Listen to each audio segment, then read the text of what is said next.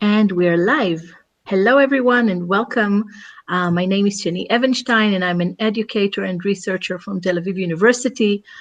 On October this year, I've opened a new elective course at Tel Aviv University called From Web 2 to Web 3, from Wikipedia to Wikidata. This is basically the first course in the world to feature Wikidata, and as the project now just turned 6 years, I'm very excited to host today a special interview with a very special guest. Denny, would you please like to introduce yourselves to our students and global audience? Hello, I'm Denny Vrandečić. I'm the founder of Wikidata and has been doing research in the area of the semantic web and collaborative knowledge construction for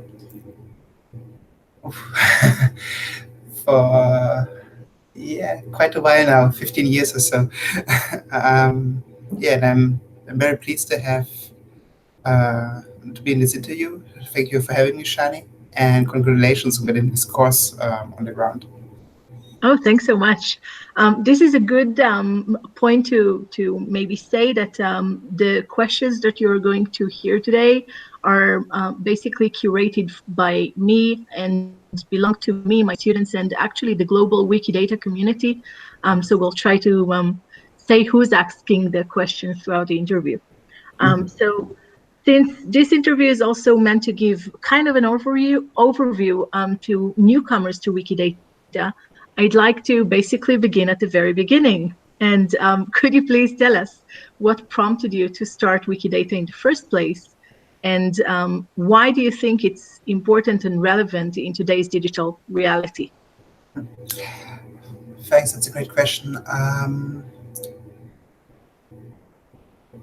Wikipedia is a fantastic project. It collects so much knowledge about so many things in the world, but it is not easy to access that knowledge in another way than just reading it. I mean, reading it is a great way to access that knowledge, but to give one example, there's a town in Switzerland called Winterthur, and Winterthur has a few sister cities. And the article of Winterthur was, and it still is, edited and maintained by a local Winterthurian who has also maintained the sister cities list and so on. And the person eventually became a member of the city council of Winterthur and still keeps maintaining the article. And everything was fine for a lot of time, and then Wikidata came along. And he found it interesting and started adding structured data to Wikidata and using this. And then he discovered, just making this query, give me all the sister cities of Winterthur, that there was one answer in Wikidata that he didn't actually know about, which was it was a city in California whose name I just read. Sorry, I need to check it out.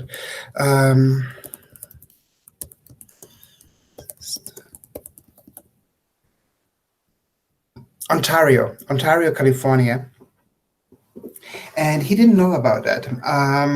And so he checked where this came from Wikidata, and it came in fact from the Wikipedia article of Ontario.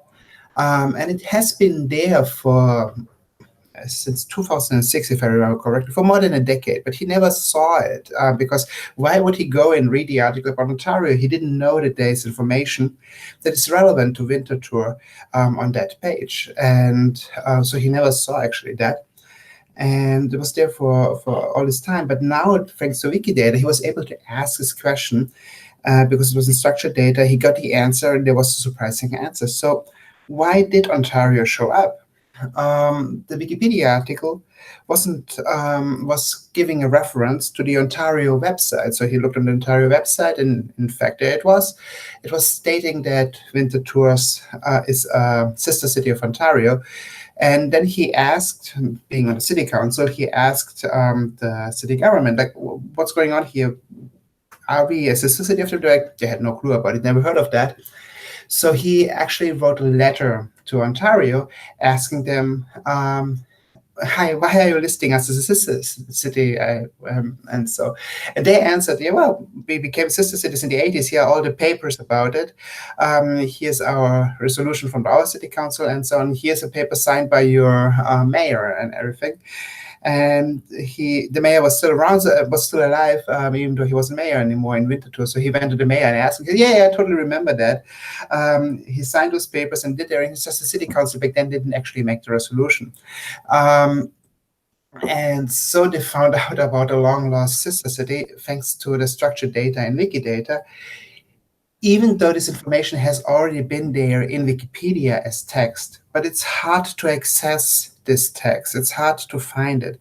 Making this knowledge, which is inside of this text, more accessible, making more people allowed to share in this knowledge, that's what Wikidata aims to do by providing it as structured information.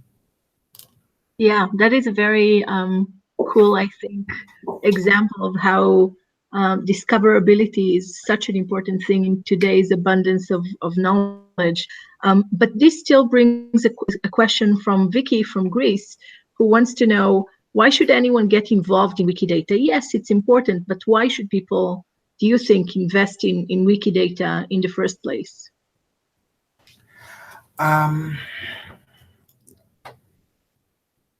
There's some people who like structured data.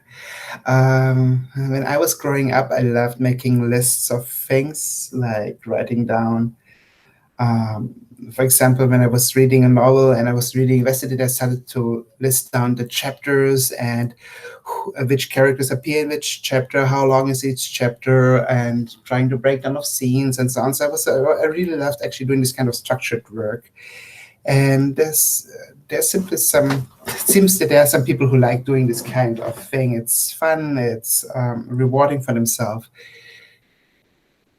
The difference of Wikidata is that you can do it once and it's available for everyone afterwards. You don't have to, you're not doing it like just for yourself and then it's in some list. And I have plenty of those old lists at home if I haven't lost them in the meantime. But I created a lot of those lists which have like about all kinds of things. But having this in a central place where everyone can contribute that makes it accessible for everyone as well. And then you suddenly can start building on top of it and growing it.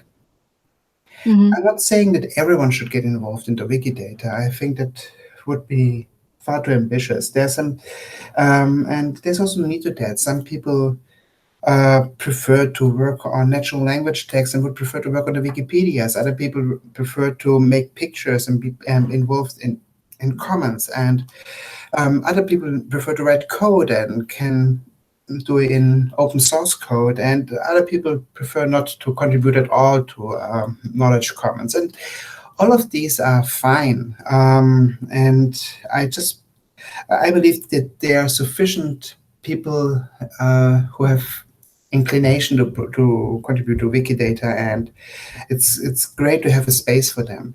This is also supported by the fact that a lot of the editors in Wikidata are not previous Wikimedians, but they're actually entirely new. So we did capture with Wikidata people who previously were not contributing to Wikipedia projects as well, and open up the comments for more people than before.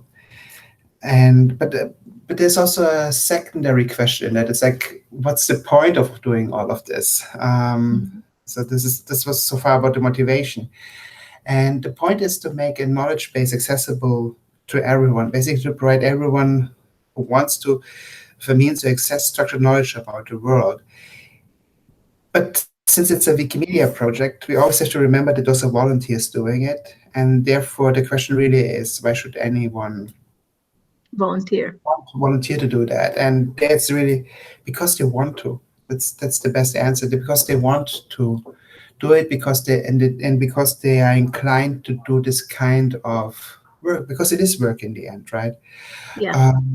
So because they want to, they feel accomplished by doing this. It's fun for them to doing this. They like this kind of thing. They like to add data to some place and then create visualizations out of that, and so on. And that's great. And Wikidata provides a space for people who like to do this. Yeah. Your answer kind of highlights some of the strengths of Wikidata with you mentioning visualization. So this is the next question from Sandra from the Netherlands, who wants to know, what do you think are the strengths and weaknesses of Wikidata, especially when you compare it to other knowledge graphs with broad scope? Basically, now that it's 6 years old, are you happy with it, with how it's developed? Oh, I'm super happy with it. Yeah, sure. I mean, it could always have grown even bigger, but still, I mean, I'm super happy with it. It has become one of the most active Wikimedia projects at all, and this is far beyond what I have imagined at the beginning. The strengths and weaknesses are always like comparing to what, and Sandra was asking compared to other knowledge graphs. And so Wikidata is unique as far as I know, because there are no other publicly accessible knowledge graphs where people can actually directly edit the content themselves at this size, at this coverage, and at this activity level. So there are really no other places like Wikidata to compare to. There are internal knowledge graphs in a number of companies, but they are not accessible to everyone. There are knowledge graphs which are extracted from other places, but you can't edit, and you can't really easily contribute as easily to it as Wikidata. So Wikidata has a kind of a unique spot in this space, which makes it a bit hard to compare. If you extend it to those, then you can compare and say, well, compared to an extracted knowledge graph, you can go in Wikidata and actually edit every single data point and improve it, or you can add knowledge to Wikidata where you don't have a good basis for extraction for, or you can actually extract. The best extractor that we have is a human in the end. Humans are slow, sure, but they provide very high quality extraction compared to algorithms. And a human hardly has another place to do this kind of extraction besides Wikidata. So can you give maybe a few examples to some of the other knowledge graphs you were mentioning, without being too specific, just that people have some kind of understanding what you're referring to? So in the company internal knowledge graphs, there are things like the Google Knowledge Graph. There are things like Satori from Microsoft. There are things like the LinkedIn Knowledge Graph. Facebook is working on a knowledge graph to power their products. There's there is Amazon has one.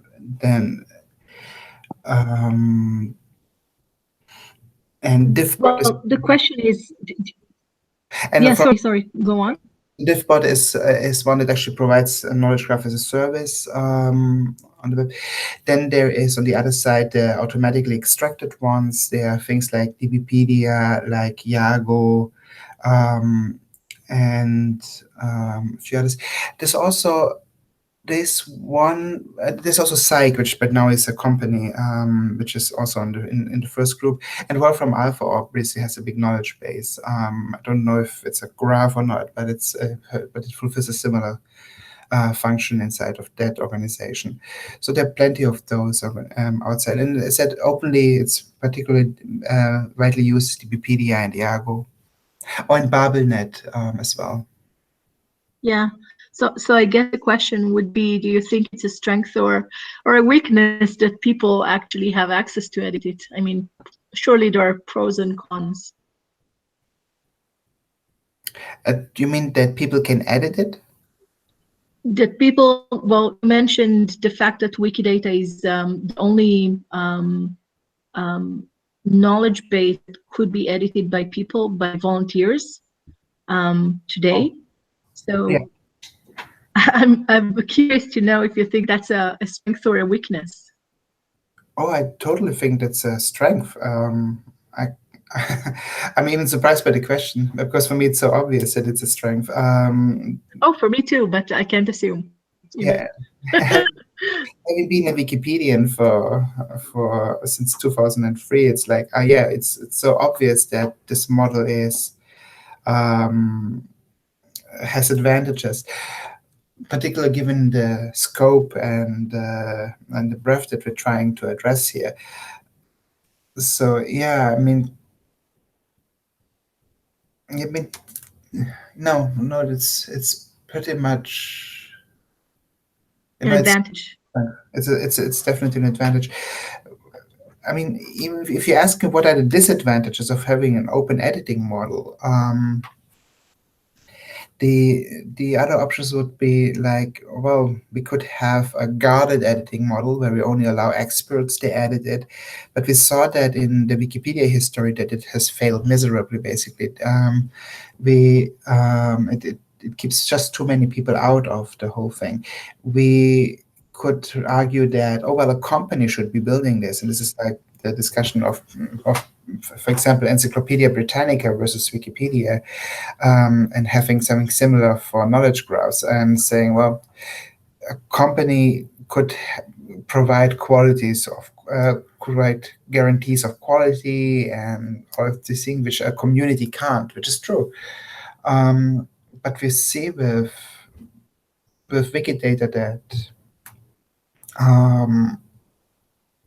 we get such a high engagement and quality that it's hard for a company actually to keep up with that. And I'm not,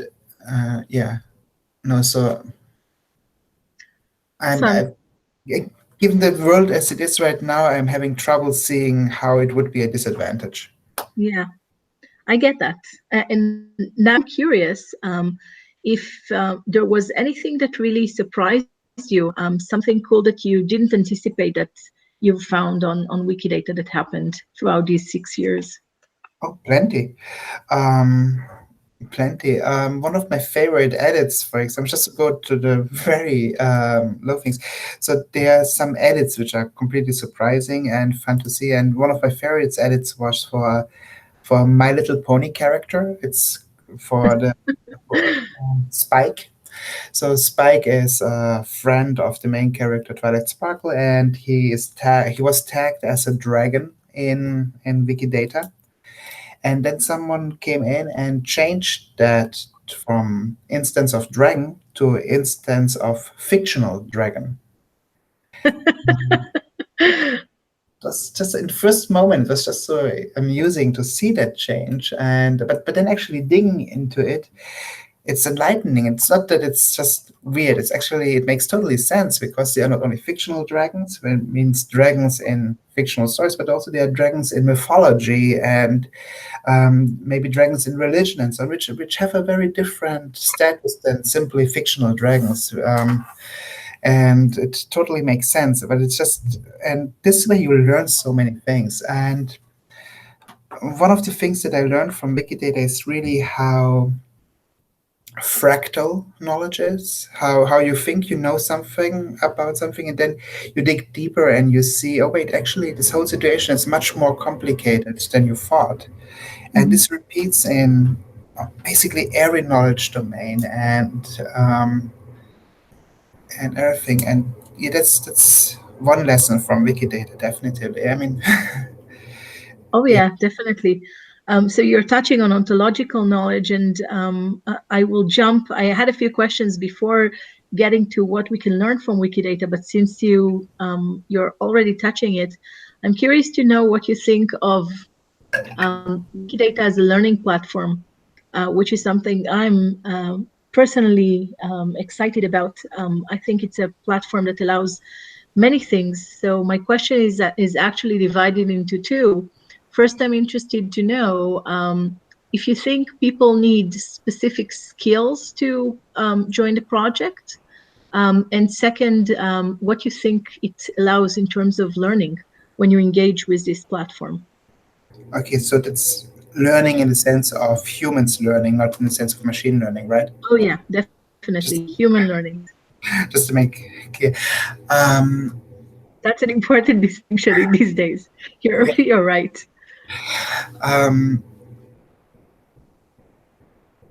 so, do people need special skills to edit Wikidata?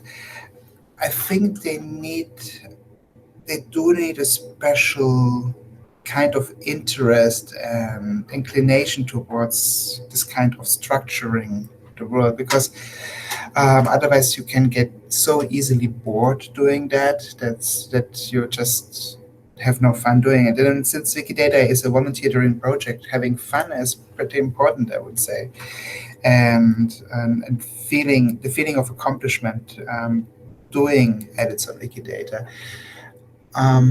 So yes, I, Wikidata does requires that people allow this mindset of highly impoverished way of stating things, of compared to natural language. Yeah. Wikidata is incredibly impoverished compared to what we usually do with natural language, and for many people can be a huge turnoff, and that's okay, and they have other places where they can contribute to, and that's fine. Um, what can you learn from Wikidata? Well, besides from actually getting facts from something that you're querying. Yes.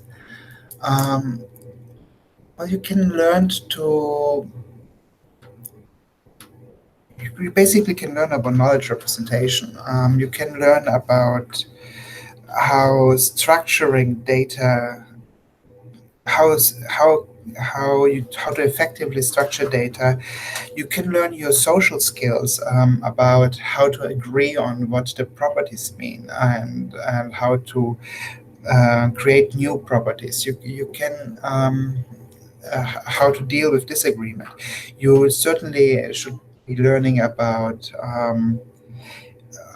skills like how to use secondary sources, tertiary sources, how to see whether a statement is true or not, how not true or not, sorry, but whether it's supported by the sources or not, how to find good sources, how to represent them. You will.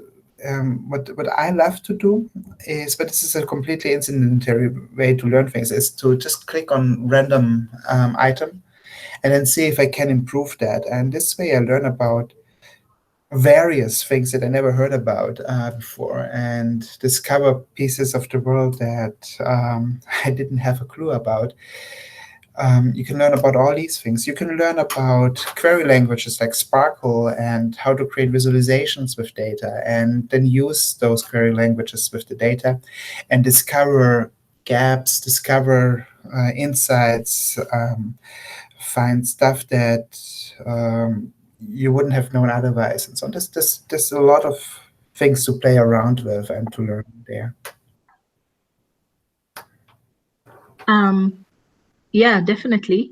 And I think some of the things that you've mentioned are relevant to Web 2, not necessarily Web 3, in that sense. Anything collaborative, really, because some of the skills that you've mentioned are relevant when you edit Wikipedia as well, Yeah, not totally. just Wikidata. Yeah. Totally. But it kind of scales, right? There is something extra that happens when you start editing Wikidata.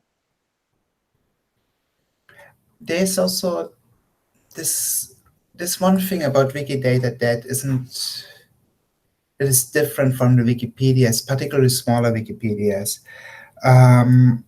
A lot of small Wikipedias suffer from the fact that they do not have a editing community that has an interesting size. Half of the Wikipedias have less than 10 active editors. And this can be extremely frustrating because you write your articles in that language and then basically no one comes to edit it, to improve it, to discuss with it, and so on. Um, and this hinders the growth of the Wikipedias in those languages because and then what happens is that often those people who are the most interested in, they actually go to another language community. They move to a secondary language like English or Russian or Spanish, which they also speak, and then they get into a bigger community, and it's everything becomes more interesting and more fun and more engaging than it was in this small project, which is then a shame because you lose those people from the smaller projects, which are the most engaging ones. Now, Wikidata has the difference that it is completely multilingual, that all the data is multilingual, and that you can achieve a huge amount of results for your language and still cooperate with a larger community in creating the knowledge base collaboratively. So suddenly you have a very different incentive system. You suddenly you can work on the towns that you care about, that are around yourself, or where you grew up, or where your family comes from, and you can do it in the language that you feel most comfortable or that you think needs to be pushed more, that deserves more resources on the web. So, and whatever you do, you contribute to a project that definitely has sufficient size to and to sustain itself for a longer time. So we have a very different structure in Wikidata than in the individual Wikipedias, where the local communities are often separate from each other, and where you can still have enough people to actually work with it together and to make it a more engaging experience, if that makes any sense. Yeah, it does. It actually indirectly, you just answered one of our questions from Mahin, who comes from a very small language Wikipedia, and was wondering, what do you think if people need to basically, if they have very small wiki projects, do you think that they need to invest in Wikidata or in the project themselves? And I think you kind of answered that um, indirectly. So that's, unless you have anything that you want to add on that point. Just to add very quickly to that, I think they should. I mean, it's always the answer with volunteer projects. Everyone should decide what they like to do most, and that's what they should be doing, right? Yeah. So, and I I think for think he was small, asking, assuming they want to do both. Um, what do you think would be a better investment of their time, developing the Wikidata in their language or investing in their projects? if they're having fun doing both, then I think that the best thing they can do, especially for small communities, to be a bridge between Wikidata and the local communities, Mm-hmm. to help the local communities discover how useful it can be, and to build, because if you are comfortable in two worlds, then being a bridge between these two worlds is often the most valuable thing you can play, the most valuable role you can have, um, because this helps both sides to expand the horizons and to learn from each other, which because otherwise they would be isolated from each other. So really being the bridge and helping the local communities access the data from Wikidata, and at the same time helping in Wikidata to extend the knowledge that is relevant to the local communities. That sounds like the most valuable thing you can do if you're in this situation. Mm-hmm. Yeah, which brings me to the next question, which is, what do you think needs to happen in Wikidata to make it more accessible to more people? Or if I take Jan's question, Jan from Sweden, who asked more specifically if there are any features that you were wishing for Wikidata that haven't yet been implemented. And yeah.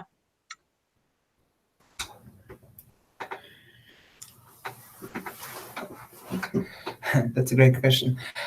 There are tons of features that I wish would be implemented that's still not there yet. There are tons of ways I wish that the knowledge in Wikidata was more accessible. So, so and I'm not very good at actually thinking about all of them right now and prioritizing them 100%. So I give something that I'm thinking of right now that would be really important, but I don't know if this is the most important feature or not. So bear with me with that. So one thing that I would really love to see is to be and I know we have bots that are doing something similar like that, but what I would love to see is to be able to add the knowledge from Wikidata more seamlessly into a Wikipedia article, in the sense that, for example, we tables that would be generated from the knowledge in Wikidata to have visualizations inside of. We have all these beautiful visualizations in the Sparkle endpoint that can show you, for example, timelines, and it can show you maps and so on. And if we could have those visualizations directly integrated into a Wikipedia article, that would be pretty cool. So you go to the Wikipedia article on space probes and you can see directly a interactive timeline there of those. And this is generated from Wikidata. Or you go to you go to an article about temples of Shiva, and you get a map with all the temples of Shiva in the world, and which is generated from Wikidata.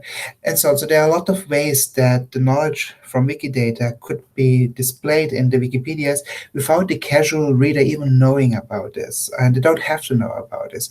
I know we have Listeria bot, which does this a little bit, but I would love to see this much more integrated inside of Wikipedia. So that it's much more seamless and allows for many more different visualizations. And this would also create more demand for even more visualizations than we currently have in the Sparkle endpoint, and to make them more customizable and all these things, because the Wikipedia editors would have understandably high requirements for how they want the results to be actually displayed inside of their articles.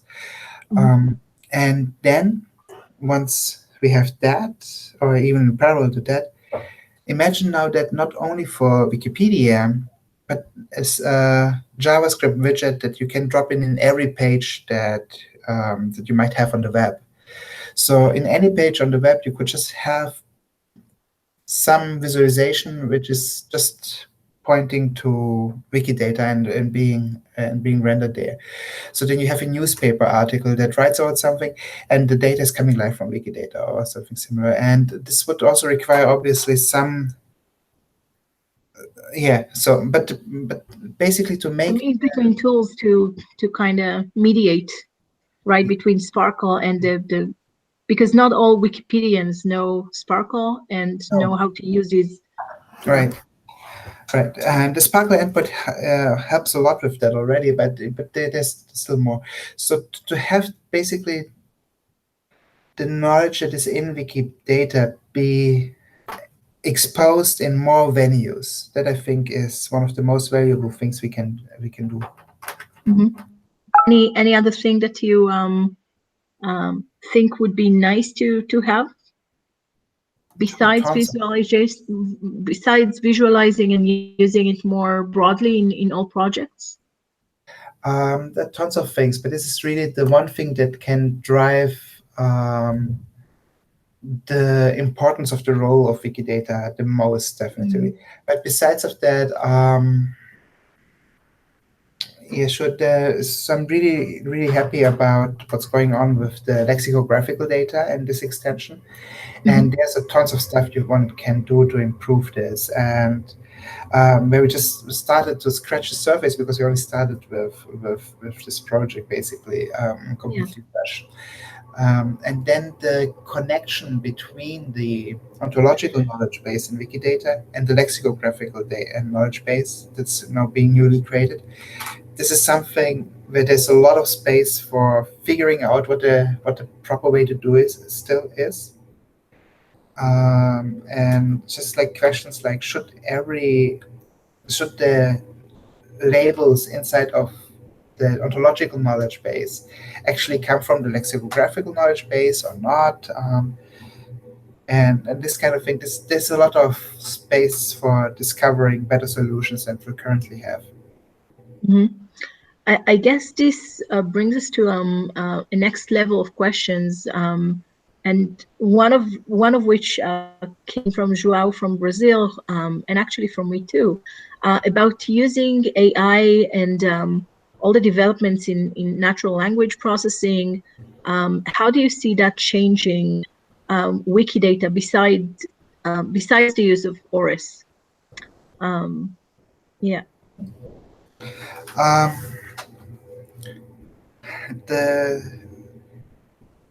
When I studied computer science, AI did mean more than just machine learning. So back then, knowledge representation was a major part of AI, and I still actually think it is. It's just currently being a little bit sidelined. So I do think that Wikidata is 100% an AI project, in the sense that it's based on a rich tradition of knowledge representation, that and that it is a knowledge base, which is obviously an AI technology. So Wikidata itself is AI. And whenever we do something like, for example, create rules to check the consistency of the data and so on, what we're doing is classical AI stuff. So we're building an ontology with constraints, we're implementing them in Wikidata, and there are so many more things besides machine learning approaches like ORIS, which are awesome and which are really good at helping with the other steps. But all of these things are already AI. So then the other thing is that a knowledge base like Wikidata can obviously be used for training purposes, and this now for machine learning instead of human learning purposes. And one of the most valuable things that Wikidata provides is to be a catalog of 50 million things of interest, with unique identifiers that everyone in the world can refer to, and where we can have a common language in the sense that we have a common catalog of interesting items. And if you write a page about something, you can actually say what it is about and then refer to the Q identifier and know that there is this common place that we can talk about. And this is what a lot of GLAM institutions are discovering, that they are mapping to those identifiers in Wikidata and using their own catalogs to that.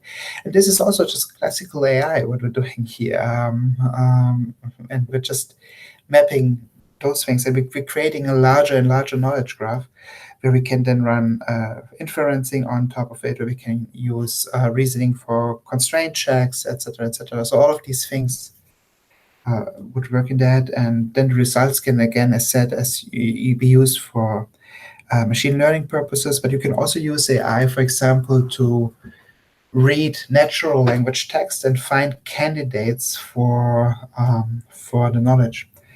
So ORIS is working on the edit and trying to figure out if this edit falls into a certain pattern which would likely predict vandalism or another form of bad edit.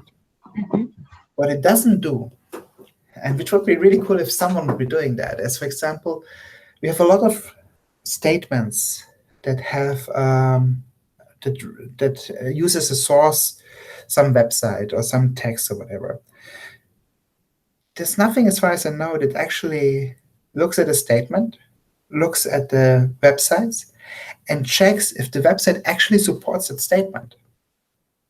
Does this statement, so Wikidata claims This is a population of Tel Aviv according to this website. But the way that we figure out if this is true is that someone actually clicks on that website, sees if it says there, and if it doesn't, it goes in, which is a very expensive process. So having a machine learning process that actually can figure out, oh yeah, this is actually supported by that source, and flags the ones that are not. And for those statements that don't have a reference, goes to the web and tries to find those pages that support it. That would be extremely valuable and would definitely push also on the limits of what AI is currently doing. Mm-hmm. And if you already mentioned statements and checking truth, this brings us to two other questions that we got. One is regarding your, one is from David from Spain, who's asking about your recent paper, Capturing Meaning towards an Abstract Wikipedia. And he wants to know if you think that the current Wikidata structure of statements and qualifier is actually sufficient to represent complex knowledge. And Magnus from Sweden, who's asking about references and how we can make sure, now that we are starting to add references, that we kind of, do we need a system maybe to rank these sources, right? To be able to say, this is a good source, this is a good reference, and this isn't, kind of in a way to fight fake news and maybe, I don't know, sources that might not be trustworthy. So these are two connected to what you were just talking about. So if you can comment.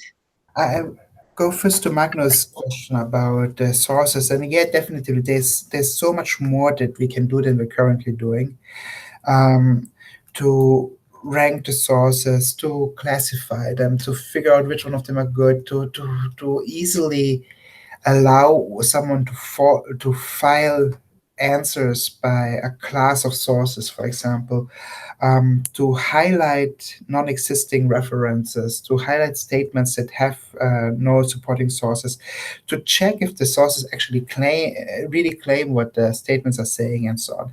There's tons of stuff one could work, and tons of stuff that I see us actually going to have to work on in the next few years. So and what the English Wikipedia has recently very publicly done, but all the Wikipedias have always followed, by actually expelling certain sources from being used, like the Daily Mail, is something that we will see repeated in Wikidata, not necessarily in the form of expelling, because in Wikidata we do have better ways to actually deal with this kind of stuff, but certainly in a way that makes it easier and more intuitive for people to do the right thing when they are taking data from Wikidata. So yes, there needs a lot of to be done, and it would be easy to write a whole project proposal and keep a few people busy working on that. For sure. The other question from David was about my work with the abstract Wikipedia. And there, Wikidata's knowledge model is obviously limited. What you can say in Wikidata is limited, and that's a design decision, because in the end we need a user experience that allows people to start editing without too much training beforehand. And therefore the UX can't be too complicated. And whatever can be said in Wikidata will always remain very simple. I mean, if you look at an arbitrary Wikipedia article, there's so much stuff which you never expect to be captured in Wikidata. And the abstract Wikipedia is really trying to move this boundary forward by a lot. And yes, the Wikidata model is insufficient for a lot of things, but it's perfectly capable of capturing many other things too. So there's a reason why we have so many statements, and the usefulness of Wikidata has already proven. And this thing with knowledge representation, that Now, this trade-off between expressivity and complexity of the way that you express knowledge. And if what you want to say fits into a simpler complexity, if what you need to say fits into a simpler complexity, then this is often by orders of magnitude cheaper to actually use this simpler complexity and use this simpler model and put it into this level. By adding a more complex structure on top, you will create really big costs for sometimes very small gains. So what can be said in Wikidata should be said in Wikidata. And there's the universe of stuff you can say in Wikidata is huge, and we're far from having exploited it and from having discovered it all. But there will necessarily be something you cannot say in Wikidata. And one of the most important functions that Wikipedia does is actually to fulfill exactly this gap. Wikipedia will always remain much more comprehensive than Wikidata, and also much more learnable. If you think about an article like democracy or photosynthesis or World War I, and if you look at the Wikidata article, the Wikidata item about any of these three, you probably won't get much about them. The best thing will probably be World War I, because you'll see, oh, it was a really big conflict where a lot of people died and a lot of countries were involved, and it happened in the early 20th century and so on. But you won't learn what really the reasons were that led to World War I. You won't know what the consequences were from it. There's a lot of stuff that you won't see from the few statements that we have on World War I. And it's even worse for things like democracy or photosynthesis. There's no way you can capture the essence of democracy in Wikidata statements. How would those statements look like? How would you capture the content of the article? It's just simply beyond of what Wikidata can express. And the hope is that the Uptake Wikipedia can actually push far enough to capture things like photosynthesis and democracy in a way that is useful to a lot of people. We actually have only 10 minutes left, and this is such a pleasure that I didn't even notice how time flew. But we have a gazillion other questions. So I guess the next one would be... I try to answer very quickly now all the questions that you sent me.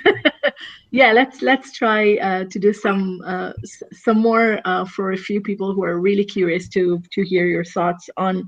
So first of all, Jane from the US/Netherlands is really curious if you think that Wikidata is a hub, or has become a hub, or should become a hub of all linked open data in the world. Yes to all three.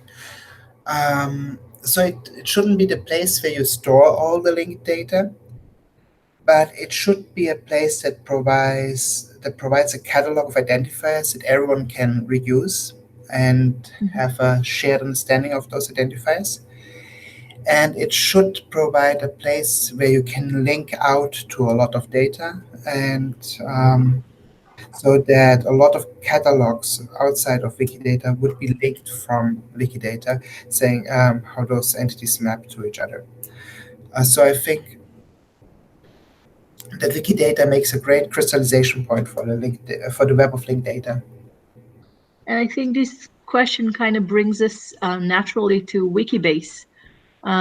Just recently, there's been a meeting at New York. I'm sure you've heard, and people are now starting, well, more broadly, because some people, some early adopters have been working with Wikibase for some time now. But I think more and more institutions are now rediscovering Wikibase and rethinking how they can use it for their own uses. So my question is, how do you see these developments influence Wikidata, if at all? I mean, because it doesn't have to be, right? It could be a separate thing, but So, one thing that we will need to think at some point is how those Wikibases installations will interact with each other, and mhm. how we can, um, and if anything beyond just linked data principle is needed in order to make those most effective to interact with each other. Maybe the linked data principles are sufficient and that's enough, and that's great too. Another thing it influences is that by having more than one client for Wikibase, by one big user of Wikibase, we'll obviously get more engineering power working on Wikibase, which is great because this can lead to the quicker development of new features and to a healthier code base in general. So those things definitely I hope to see. I'm a bit surprised that Wikibase. It's taking off. No, not it's not. I'm not surprised about that. I'm more surprised that the space that Wikibase is starting to fill has not been filled by other products before. If that makes Oh, sense. okay. I Yeah. would I would have expected, link data and all these principles have been around for a long time. I would have expected that other products would have covered the space already so much that Wikibase would not have been needed.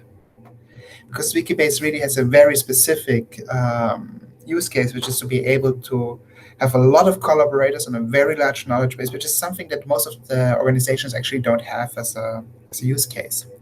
Mhm. And I think in many of those use cases, actually, for example, something like Semantic Media Wiki makes more sense than Wikibase, but it really depends on the specific use cases and requirements of the projects. So it can be one or the other, or it can be something completely different, as long as they all agree on actually providing linked data on the web. It really doesn't matter what is the software behind it, because this is where the real value then in the end starts generating for the outside world. For the organization internally, obviously the story can be different. Yeah, thank you for that. I guess both will happen. Wikibase will continue to develop, and more products will emerge as it does, as usually is the case. Yeah, I very Um, much hope so. which brings me to one of the questions from Joe from the US about what you feel now, again, that we have 6 years of Wikidata. Um, where do you see the project in terms of maturity of both the well, the project technologically and in terms of the community? We're just at the beginning. Um, I it's just starting really. uh, I have no idea how it will develop, but I definitely expect it to develop a lot, and that Wikidata in 2 years, in 4 years, in 6 years will be a very different place than what it is now. Yeah, we're really. If you look at where Wikipedia was after 6 years and where it is now, it has changed so incredibly much. Dramatically, yeah. Yeah, and I expect the same thing for Wikidata. Yeah, hopefully it will continue to grow exponentially. Which brings me to one of the last questions that we have today. Do you think, um, even even saying that we're still at the beginning, right? This is we're 6 years, but we're still very young. Mhm. Do you think Wikidata is realizing the semantic web dream? No, Tim Berners-Lee's very known yeah, no. semantic web. No? Okay. Can you explain? We're failing at least two desiderata from the semantic web. We're not decentralized in the sense that the semantic web means to be decentralized, but it's a single page doing the stuff. And also, we are not as self-described as the semantic web aimed to be. So our ontology is extremely flat and by far not as self-describing as a lot of the semantic web ideas were hoping for that. So at least those two dimensions, the semantic web is asking for much more than Wikidata. provides. So what do you think needs to happen? What should be the next steps to develop Wikidata besides lexical knowledge that we are already working on and structured data on commons, which is also being worked on? Wikidata can't fulfill the promise of the semantic web. This has to happen outside of Wikidata necessarily, because it has to be the whole web doing that. And projects like schema.org are much closer on realizing the semantic web than Wikidata ever can be. Because simply, whatever Wikidata does, it will be a website. It will be a single website. And in order for the semantic web to be a semantic web, the web has to do this. So no, I am a personal believer in the semantic web vision, and I hope it will become reality. I actually think it already has become widely implemented, to be honest. I think the semantic web has achieved much more than is usually assumed. But Wikidata's goal is not to become the semantic web. Its goal is to support it and to be part of it, but not to become it. Yeah, definitely. I was asking specifically about what the next steps for Wikidata should be to develop even and be even more awesome than it is now. Yes, I'm very much looking forward to the Commons project that you already mentioned, in order to bring more multimedia metadata into the Wikidata world and into the linked data world of the foundation and the Wikimedia projects. I'm looking forward to see how the lexicographical data is catching on. I'm looking very much forward to see projects like Wikisite and see how the bibliographical data will interplay with Wikidata and become part of it and grow with it. So these are three main places where I see Wikidata and its ideas being developed right now. Beyond that, I favor my idea of the abstract Wikipedia, which would take Wikidata obviously to a completely new level. And if I want to see this happen, we'll have to figure out where it really fits in the existing infrastructure and all these things. So, but this is my main interest currently on seeing this is the next step. Mm-hmm. And last question, if you had to direct young researchers interested in Wikidata, where would you direct them? Depends on the research field. So, well, yeah, I mean, yeah, I get what you're saying, but I guess what I'm asking is whether you have things that, as of today, you know that should be researched and should be looked into and aren't. So one thing is that actually semantic web researchers haven't, the uptake of Wikidata there has not been as comprehensive as I would have hoped so far. And this is particularly one question is that how do we understand the semantics of the properties in Wikidata, and how did their semantics grow out of the community consensus and usage and so on? And how can we make sure that the property system in Wikidata is flexible enough to allow for the further growth and evolution? So one thing I'm always a bit afraid of is of over-ontologizing Wikidata and making it too strict.